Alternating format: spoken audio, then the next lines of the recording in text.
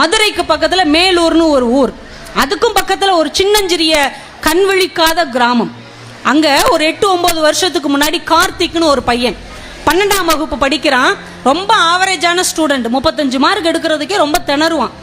அவங்க அம்மா ஒரு சாதாரண கல்யாண மண்டபத்தில் வேலை பார்த்து அவனை படிக்க வச்சுக்கிட்டு இருக்காங்க. அப்பா கிடையாது, ஆனால் அம்மா என்ன வேலை பார்க்குறாங்கன்னு தெரியாது, கல்யாண மண்டபத்தில் வேலை பார்க்குறாங்கன்னு தெரியும். நாளைக்கு அறப்பரிச்சை, இன்னைக்கு கரண்ட் போயிடுச்சு. அவங்க அம்மாட்ட சொல்கிறேன், அம்மா கரண்ட் போயிடுச்சுமா, எப்படிம்மா படிக்கிறது? அம்மா சொன்னாங்க, பக்கத்தில் இருக்கிற கல்யாண மண்டபத்தில் தான் அம்மா வேலைக்கு போகிறேன், அங்கே ஜெனரேட்டர் போடுவாங்க, அங்கே வாயான்னு சொல்லி கூட்டு போய் உட்கார வச்சுட்டு அவங்க உள்ளே போயிட்டாங்க. படிச்சுக்கிட்டு இருக்கிறான்.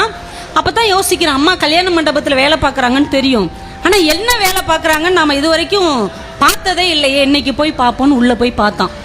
அந்த கல்யாண மண்டபத்தின் சமையல் அறைக்குள்ளே அவங்க அம்மா உட்காந்துருக்குறாங்க. அருவாமனையை வச்சுட்டு உட்காந்துருக்காங்க. சுற்றி ஒரு மலை மாதிரி வெங்காயங்களை குவித்து வைத்திருக்கிறார்கள். இவங்க அம்மா வேக வேகமாக நறுக்கி போட்டுட்டே இருக்கிறாங்க.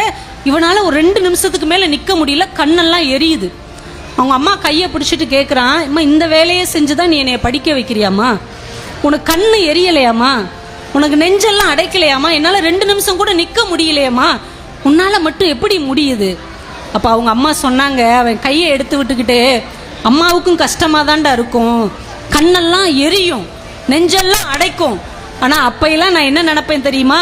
என்னுடைய மகன் கார்த்திக் படித்து மிகப்பெரிய மனிதனாக வருவான், என்னை ராணி மாதிரி உட்கார வைத்து பார்த்து கொள்வான் என்கின்ற நம்பிக்கையோடு இந்த வேலையை செய்கிறேன். நாங்கள் அன்னைக்கு உட்கார்ந்து கடினமாக படிக்க ஆரம்பித்து அந்த வருடம் 1167 மதிப்பெண் எடுத்து பொறியியல் கல்லூரியில் சேர்ந்து அவங்க அம்மாவை அவன் இன்றைக்கு ராணி மாதிரி பார்த்து கொள்கிறான் என்றால், உங்கள் பரம்பரையை, உங்கள் தலைமுறையை, உங்கள் தலையெழுத்தை மாற்றக்கூடிய கல்வி என்கின்ற மிகப்பெரிய சக்தியை காமராஜர் உங்கள் கைகளில் தந்திருக்கிறார்.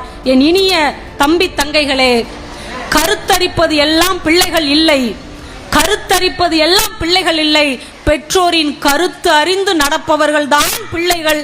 நீங்கள் அத்துணை பேரும் அப்படிப்பட்ட பிள்ளைகளாகத்தான் இருப்பீர்கள் என்று நம்பி